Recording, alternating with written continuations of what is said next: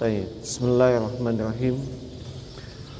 Assalamualaikum warahmatullahi wabarakatuh.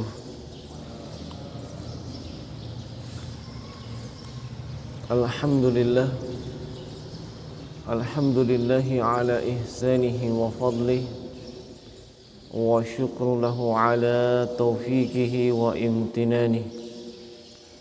Asyhadu an la ilaha illallah wahdahu la syarika lah wa asyhadu anna Muhammadan abduhu wa rasuluhu wa la nabiyya ba'dah.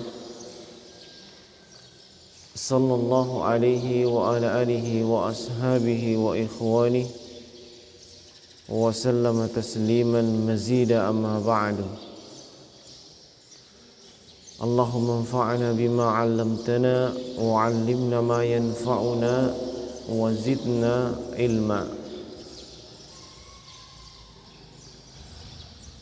Ikhwani fiddin wa akhwati fillah, bapak-bapak, ibu-ibu, hadirin wal hadirat sekalian, jamaah salat subuh Masjid Besar Baitur Rahman, Kabupaten Sopeng.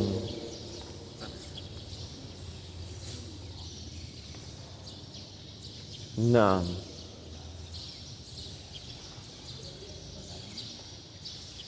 taib kepalanya. Nah, taib cek. Walhamdulillah wa syukrulillah.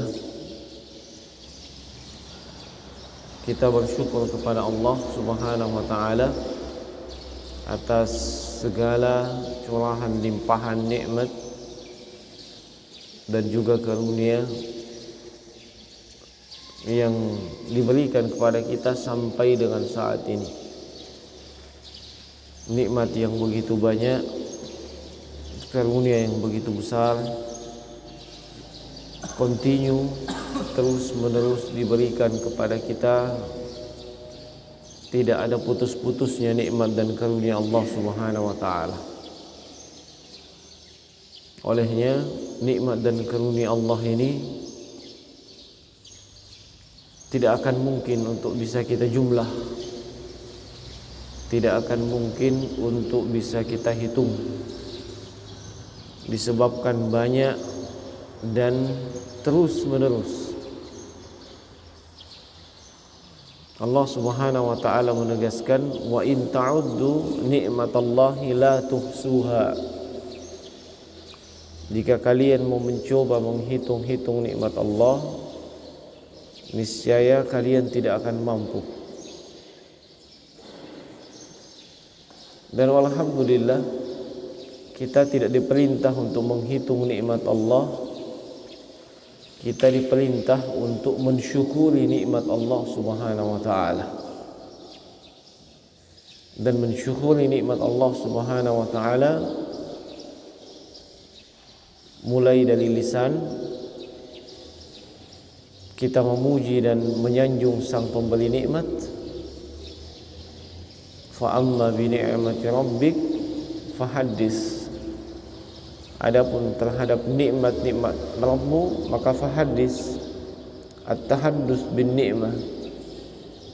Syukuri dengan lisan kita, ceritakan, sebutkan, puji sang pemberi nikmat dengan pujian yang terbaik dan sanjungan yang terindah. Dan yang kedua adalah al-iqrar. Kita berkeyakinan bahwasanya semua nikmat tanpa kecuali itu hanya datang dari Allah. Hanya datang dari Allah Subhanahu wa taala. Sekali lagi, tanpa kecuali.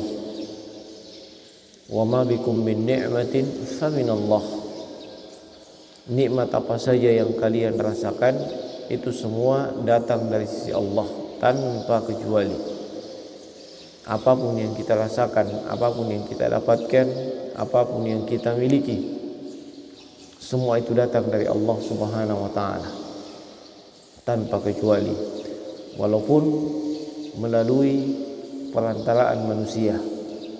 Sebab-sebabnya melalui perantaraan manusia, tapi itu hakikatnya datang dari si Allah Subhanahu wa taala. Ini kita harus yakini. Dan yang ketiga, kita manfaatkan, kita gunakan semua nikmat sesuai dengan yang Allah Subhanahu wa taala inginkan.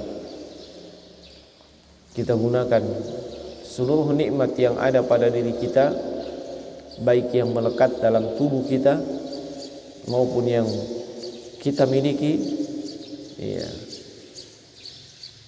di jalan yang diridhoi oleh Allah Subhanahu wa taala, di jalan ketaatan, bukan di jalan maksiat dan dosa. Nah, dan termasuk bagian dari mensyukuri nikmat, ya, adalah hendaknya kita pandai-pandai berterima kasih kepada siapa saja yang menjadi sebab, siapa saja yang ikut andil sehingga kita mendapatkan nikmat dan karunia. Makanya di kesempatan ini saya juga ingin berterima kasih kepada segenap ta'mir masjid, segenap pengurus masjid, jamaah masjid, ya, yang telah memberikan kesempatan kepada kami, dan juga kepada ikhwan dan akhwat yang juga jadi sebab dan kebaikan. Ya, kami ucapkan terima kasih yang sebesar-besarnya. Jazakumullah khairan jaza. Semoga Allah membalas kebaikan antum dengan kebaikan, dengan yang terbaik, dan ja'alallahu min mizani hasanatikum. Semoga hal tersebut bisa menjadi salah satu pemberat timbangan amalan kebaikan kita pada hari kemudian nantinya. Nah, jemaah sekalian rahimani wa rahimakumullah, di kesempatan yang ringkas ini saya hanya akan menyebutkan sebuah hadis sebagai bentuk tazkirah, sebagai bentuk saling ingat mengingatkan, sebagaimana yang Allah Subhanahu wa taala sebutkan, fadzakir fa inna dzikra tanfa'ul mu'minin. Berikan peringatan. Peringatan itu bermanfaat untuk hamba-hamba Allah yang beriman. Maka sebagai bentuk tazkirah, saya ingin mengingatkan dengan sebuah hadis. Hadis ini dikeluarkan oleh Imam Ahmad dalam musnadnya, dan juga hadis ini datang dari sahabat yang mulia Uqbah bin Amir al-Juhani radhiyallahu anhu. Sahabat yang mulia Uqbah bin Amir menceritakan bahwasanya aqbala ilaihi Rasulullah sallallahu alaihi wasallam berkhutun. Pernah ada beberapa orang menghadap kepada Nabi, sallallahu alaihi wasallam, dan mereka menghadap kepada Nabi untuk bersumpah dan berjanji setia kepada Islam dan setia kepada Rasulullah sallallahu alaihi wasallam, baik di masa susah maupun di masa senang. Nah, dari yang datang ini kepada Nabi, kata Uqbah bin Amir, fabaya'a tis'ah wa amsaka an wahidin. Ada 9 orang Nabi mengambil sumpah dan janjinya, baiatnya,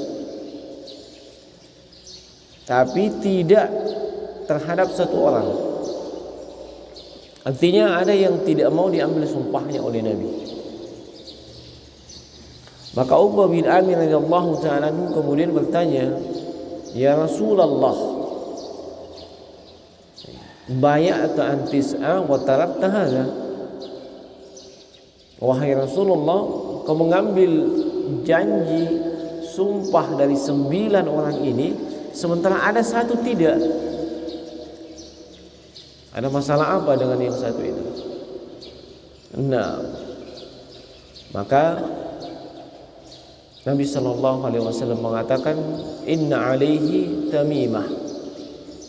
Itu yang satu itu ada tamimah, ada jimatnya. Dia punya jimat, ya. Dia pakai jimat. Jimat ini ya adalah sesuatu yang dipakai, sesuatu yang digunakan oleh manusia pada tubuhnya, entah itu digantung di leher, entah itu digantung di pinggang, ya. Tujuannya menolak bala, tujuannya pengobatan, ya. Sebab kadang jimat itu, kalau zaman dulu, zaman saya kecil di kampung, ya di situ di pinggang digantung, ya. Ada juga yang saya lihat di leher digantung-gantung, ya. Tujuannya supaya tidak diganggu setan, ya. Di kampung saya disebut parakang, ya. Nah, tujuannya semua itu, ya, supaya tidak kena penyakit ini. Ya. Nah, ini disebut jimat. Kalau zaman sekarang, jimat itu sudah bermacam-macam. Ada yang gelang pengobatan, ada cincin pengobatan, ya. Nah, yang dari mana kita tahu itu disebut jimat? Kalau itu tidak terbukti secara medis dan klinis bisa mengobati, bisa menghilangkan penyakit, hanya sekedar katanya dan katanya, ya. Dia bilang orang nasetawe begini. Tidak ada penelitian, ya. Tidak ada riset yang membuktikan itu memang bisa menolak bala, menghilangkan penyakit, ya, dan seterusnya. Tidak ada. Hanya ada sebahagian kalangan mengatakan itu bagus, ya. Nah, sementara kita itu saking maunya sembuh atau tidak mau kita terkena bala, maka semua kita percaya. Apalagi memang yang menyampaikan itu tokoh masyarakat, tokoh agama. Padahal tidak ada terbukti baik secara medis, klinis, ya. Kalau bahasa lainnya, bukan jadi sebab syariah, bukan jadi sebab kauniyah. Bukan jadi sebab syariah, bukan juga jadi sebab kauniyah. Bukan jadi sebab syariah, tidak ada dalam Al-Quran dan hadis. Kauniyah, tidak ada penelitiannya, tidak ada, ya. Nah, setahun tidak ada sertifikatnya, ya, bahwa itu memang bisa mengobati, bisa menghilangkan penyakit, ya. Jadi jimat itu jangan dibatasi hanya sekedar apa yang digantung-gantung di leher, apa yang digantung-gantung di pinggang, ya. Tapi kapan sama maksud dan tujuannya, sementara tidak terbukti, ya. Tidak ada penelitian yang menunjukkan hal tersebut, tidak ada sertifikatnya, baik secara medis, klinis, tidak ada. Kemudian dijadikan sebab, ya, dijadikan sebab untuk menghilangkan sesuatu yang hanya Allah yang bisa mengangkatnya. Entah itu musibah, entah itu penyakit, bencana dan seterusnya, itu kan hanya Allah yang bisa mengangkatnya, tidak ada yang lain.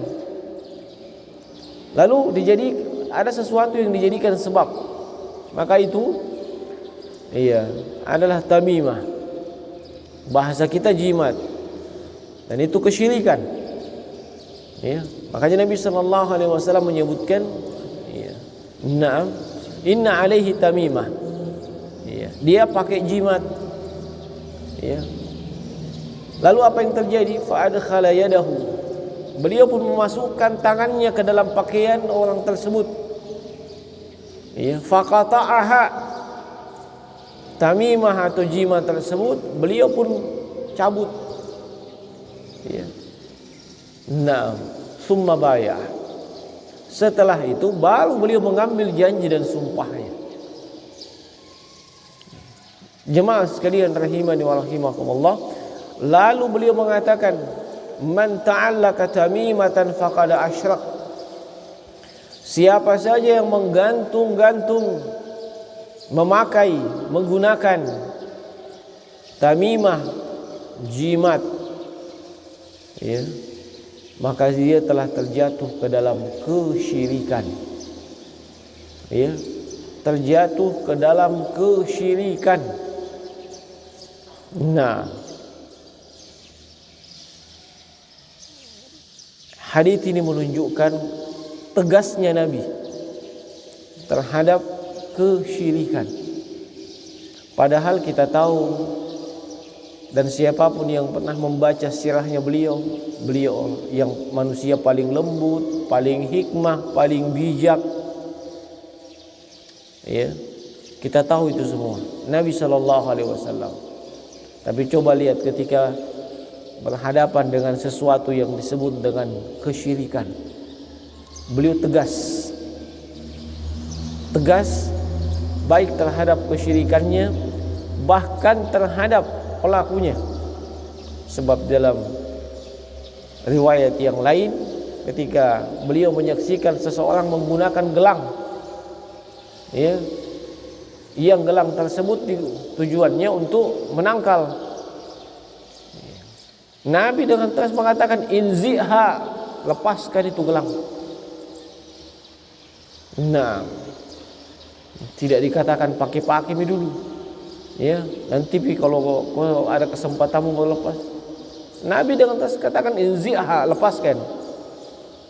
Ya, sebab itu tidak akan menambah kepadamu kecuali semakin lemah iman, lemah akidah. Ya. Nah, dan kalau itu masih tetap kau pakai, meninggal di atasnya, oh maaflah ta'abadan, kau tidak akan beruntung selama-lamanya. Nabi tegas, mungkin sedikit keras kepada orang tersebut. Ini masalah kesyirikan. Ya. Nah, kenapa demikian? Sebab masalah kesyirikan ini bukan perkara main-main.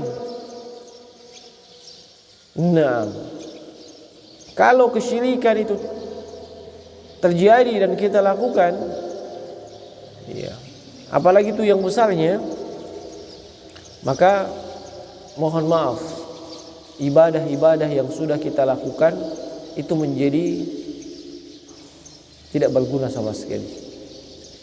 Sia-sia sholat subuh yang kita lakukan tadi, ya, bahkan sholat subuh yang lain yang sebelum-sebelumnya. Kalau itu kesyirikan yang besar, maka semua pahala dari amalan soleh kita terhapus tanpa kecuali. Istilahnya di SPBU, kita kembali ke angka 0. Ya. Allah Subhanahu wa taala berfirman, la in asyrakta la yahbatanna 'amalu wa la takunanna minal khasirin. Kalau engkau melakukan kesyirikan, ya, yakni kepada Rasulullah, Allah berfirman kepada Rasulullah, la in asyrakta anta, ya, nah, la yahbatanna 'amalu, pasti terhapus amalanmu, wa la takunanna minal khasirin, dan di akhirat nanti engkau termasuk orang yang mendapatkan kerugian. Ini Nabi saja. Nah, kalau melakukan kesyirikan, terhapus pahala daripada amalan soleh yang sudah kita lakukan. Sia-sia kita punya salat, puasa, mungkin sudah pernah umrah, mungkin sudah pernah haji dan seterusnya. Akibat apa? Syirkul akbar, syirikan yang besar. Adapun kesyirikan yang kecil hanya menghapuskan pahala dari ibadah yang terkontaminasi dengannya. Nah, kalau misalnya kita riya, ingin dapat pujian, sanjungan, di dalam satu solat, maka cuma solat itu saja yang terhapus. Tapi bagaimana kalau setiap solat kita mengharapkan pujian dan sanjungan? Setiap kita membaca Al-Quran kita mengharapkan pujian dan sanjungan. Setiap kita bersedekah kita harapkan pujian dan sanjungan dari, ya terhapus semua juga. Nah, tidak ada gunanya. Makanya jangan dianggap sepele yang namanya kesyirikan. Ya, jangan kita punya prinsip yang penting mas sumpahnya kak. Yang penting saya sholat. Iya, masuklah malam kita mau puasa. Iya. Kalau ada uang kita nih haji, ada lebih-lebihnya mas sumbang kita. Jangan cuma sekedar seperti itu. Tapi kita harus waspadai semua atau segala sesuatu yang bisa membatalkan pahala ibadah kita. Ya. Sebab nanti di hari kemudian ada orang yang mungkin dengan pede datang pada hari kemudian merasa punya prestasi hebat,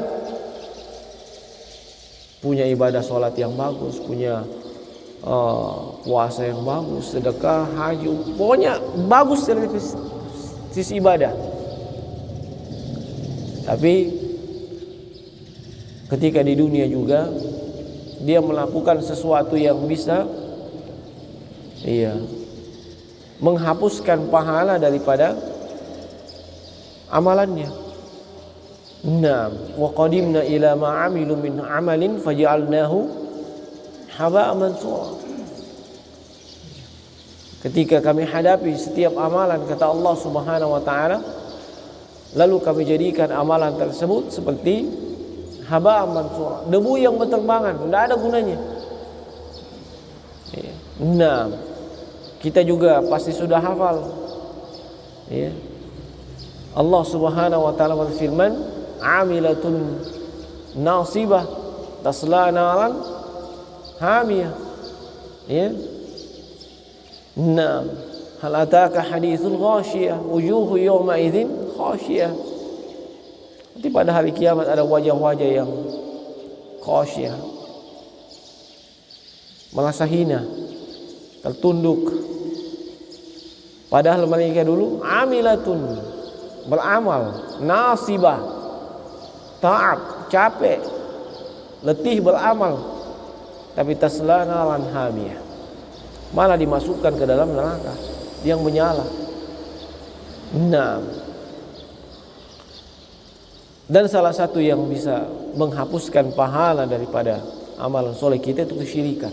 Makanya Nabi sangat tegas, tidak main-main kalau masalah kesyirikan. Ya. Itu yang pertama, menghapuskan pahala daripada pahala daripada amalan soleh yang kita lakukan. Kemudian yang kedua, di antara bahaya daripada kesyirikan ini,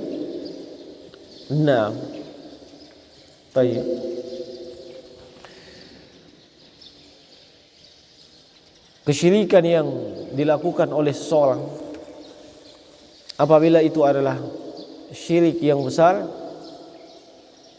maka akan menyebabkan pelakunya tidak bisa masuk surga. Tidak ada harapan untuk masuk surga. Dan pasti tempatnya adalah neraka. Kenapa kita katakan demikian? Sebab Allah yang tegaskan itu dalam Al-Quran. Allah yang tegaskan itu dalam Al-Quran. Innahu may yusyrik billahi faqad harrama alaihil jannah. Sungguhnya siapapun yang menyekutukan Allah, maka diharamkan untuk masuk surga. Diharamkan, tidak ada harapan masuk surga. Ya. Nah, wa ma'wahun nar, tempatnya adalah neraka. Wa ma lidh-dhalimina min ansar, tidak ada satupun yang bisa menolong pelaku kesyirikan tersebut. Adapun dosa-dosa besar yang lain, yang mungkin selama ini kalau kita mendengar atau melihat ada yang melakukannya, kita pasti tidak terima. Ya. Ada yang berselingkuh, habis-habisan dihujat, dibully. Ya. Kalau perlu diberikan hukuman secara adat. Ya. Itu mencemarkan nama baik kampung dan kampung itu sendiri. Tapi kalau ada yang melakukan kesyirikan, subhanallah, biasa-biasa saja. Ya. Padahal kalau yang selingkuh itu bertobat kepada Allah, Allah terima tobatnya. Ya. Dan itu tidak menghapuskan pahala daripada amalan solehnya. Nah, dan selama ia tidak berkeyakinan bahwa itu adalah halal, ya, nanti di akhirat nanti masih ada harapan untuk masuk ke dalam surga. Selama ia tidak menyekutukan Allah.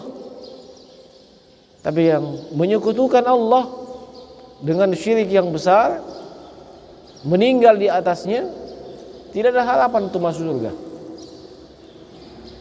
Tempatnya pasti adalah neraka. Yang ketiga, kenapa Nabi SAW sangat tegas terhadap kesyirikan?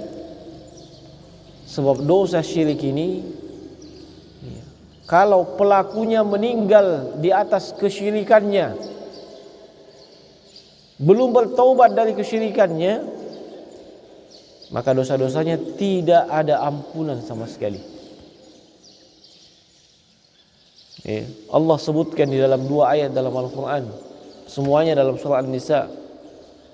Innallaha la yaghfiru an yushraka bih wa yaghfiru ma duna zalika liman yasha.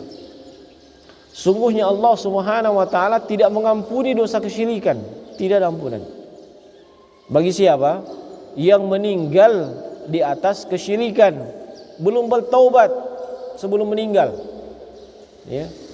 Sebab semua dosa itu Allah ampuni tanpa kecuali selama dia bertaubat sebelum meninggal. Ya. Termasuk kesyirikan. Ya. Allah Subhanahu wa taala berfirman, "Qul ya ibadiyalladzina asrafu ala anfusihim la taqnatu min rahmatillah innallaha yaghfirudz dzunuba jami'an." Allah tegaskan, Allah mengampuni semua dosa selama pelaku dosa tersebut mau rujuk taubat kepada Allah, kembali kepada Allah sebelum dia wafat. Tapi kalau meninggal tanpa bertaubat kepada Allah atau pas lagi melakukan kesyirikan besar, waliyadzubillah, tidak ada ampunan bagi dia. Ini beratnya dosa kesyirikan, tidak main-main. Ya. Nah, makanya di masa Rasulullah sangat tegas beliau terhadap kesyirikan. Dan dalam konteks hadis tersebut, yang ditegur disebabkan memakai jimat, itu kemudian tidak protes kepada Nabi. Tidak protes kepada Nabi, misalnya dengan mengatakan, wah kenapa? Tidak usah saling menyalahkan. Padahal di zaman kita ini, kalau kita mengatakan ini tidak boleh, ini tidak benar, itu biasanya akan dibantah. Tidak usah saling menyalahkan, jalani saja, anu saja dan seterusnya. Padahal tujuan diturunkan Al-Quran, tujuan diutusnya Nabi Sallallahu Alaihi Wasallam, selain mengabarkan jalan yang benar, juga mengabarkan jalan yang salah. Selain mengabarkan hidayah atau petunjuk, juga mengabarkan mana itu kesesatan. Nah, supaya kita tidak dibiarkan begitu saja, silahkan jalani, dan kemudian masing-masing menilai ini sesat, ini hidayah. Tidak. Nah, olehnya jemaah sekalian, rahimani wa rahimakumullah, jangan kita sepelekan masalah kesyirikan ini. Tidak main-main. Bisa sia-sia amalan soleh kita. Bisa tidak berguna semuanya. Nah, kemudian ketika kita mengatakan itu syirik dan pelakunya adalah musyrik, jangan dikatakan bahwa kita langsung mengkafirkan, ya, sebagaimana kebiasaan sebahagian orang. Ketika dikatakan ini perbuatan adalah perbuatan atau ucapan kesyirikan, pelakunya disebut musyrik, seolah-olah dia menganggap dirinya dikafirkan, padahal belum tentu dia kafir. Ya. Nah, belum tentu dia kafir. Sebab untuk dikatakan kafir atau menghukumi seseorang sebagai kafir, ini tidak main-main. Ada dibilang terpenuhi syarat dan hilang dan terangkat penghalangnya. Ya, tidak sembarangan. Ya. Kalau orang yang faham agama, tidak sembarangan dia mengkafirkan itu. Sebab seorang yang muslim tetap di atas keislamannya sampai ada bukti yang kuat bahwasanya keislamannya sudah hilang. Ya. Nah, maka jemaah sekalian, Bapak Ibu, hadirin wal hadirat, rahimani wa rahimakumullah, ya, ketika seseorang mengatakan atau seorang dai mengatakan ini ucapan, ini perbuatan adalah kesyirikan, itu bukan langsung mengkafirkan maksudnya. Ya. Bukan langsung mengkafirkan orang yang melakukannya, tidak. Ya. Tapi maksudnya mengamalkan dan menyampaikan itu adalah dosa yang paling besar dan bisa saja mengeluarkan Anda dari Islam. Adapun untuk mengeluarkan dari Islam, ini tidak segampang itu. Nah, tidak semudah itu langsung dikatakan seorang itu keluar dari Islam, tidak. Kemudian jemaah sekalian, ya, rahimani wa rahimakumullah, Nabi SAW, ya, di dalam hadis tersebut tidak mau mengambil sumpah atau membaiat. Sebab mengambil sumpah dan membaiat ini ibadah. Hal itu menunjukkan di dalam ibadah jangan pernah ada kesyirikan. Kalau tidak ingin ibadah tersebut menjadi sia-sia. Nah, apakah orang yang melakukan ibadah bisa syirik? Ya, bisa saja, bahkan banyak. Tapi kesyirikan yang ada kesyirikan yang kecil, ada juga kesyirikan yang besar. Kesyirikan yang kecil seperti itu tadi, melakukan ibadah ingin dapat pujian, sanjungan dan perkara duniawi yang lainnya. Ya. Nah, perkara duniawi yang lainnya. Melakukan ibadah ingin dapat pujian, sanjungan atau pengakuan. Ya. Yang menyumbang ingin disebut sebagai dermawan. Nah, tidak mau menyumbang kalau tidak disebut namanya. Kalau tidak mau disebut namanya, Nabi bilang hamba Allah, tapi Nabi bilang di bawah itu adalah saya. Sama aja. Nah, kalau tidak demikian, dia tidak mau menyumbang. Atau dia sampaikan di luar sana, itu masjid bisa besar, bisa terbangun, bisa megah seperti itu karena andil saya. Subhanallah. Ya. Itu taufik dari Allah Subhanahu wa taala. Apa yang Anda miliki itu datang dari Allah. Allah juga yang gerakkan hati Anda untuk melakukan itu semua. Jangan merasa kita punya prestasi, kemudian mengecilkan atau mengkerdilkan prestasi orang lain yang mungkin sama, hanya dia diam-diam saja. Hati-hati jemaah sekalian, rahimani wa rahimakumullah. Termasuk kesyirikan itu adalah dalam masalah niat, maksud dan tujuan itu tadi untuk duniawi, ingin dapat pujian, sanjungan, ingin disebut dermawan, ingin disebut sebagai ahli ibadah, qari, ingin disebut sebagai ahli ilmu. Subhanallah. Hati-hati. Ini nawaitunya keliru. Ya. Nawaitu keliru, maka semua yang lain akan jadi keliru. Ya. Nah, maka sekali lagi di kesempatan yang ringkas ini saya ingin mengingatkan untuk saya pribadi maupun kepada seluruh hadirin, Bapak Ibu, ya, hati-hatilah terhadap kesyirikan. Ya. Dan sebagai seorang kepala keluarga di rumah, ya, kita hendaknya tegas dengan kesyirikan yang terjadi dalam rumah kita, sebab itu wilayah kekuasaan kita. Di dalam rumah kita hati-hati, sebab kalau kita biarkan itu kesyirikan terjadi dalam rumah, secara tidak langsung itu sudah mendidik keluarga dan anak kita bahwa itu boleh. Walaupun kita tidak katakan itu boleh, tapi kita biarkan terjadi, tidak ada teguran, tidak ada sanksi kepada keluarga, maka secara tidak langsung kita katakan itu boleh sebenarnya. Dan anak-anak akan di benaknya itu akan ingat, dulu ada begini di rumah tapi bapak tidak apa-apa. Artinya itu biasa-biasa saja. Nah, kalau kita tegas, bukan maksudnya main kasar, bukan main anarkis, bukan. Kita tegas terhadap kesyirikan, maka di benak keluarga, terutama anak-anak itu akan dia ingat, dulu bapak saya ketika melihat yang seperti ini tidak boleh katanya. Ucapan yang seperti ini tidak boleh katanya. Ini kesyirikan katanya. Dan itu berpengaruh kepada anak sampai dia dewasa. Ya.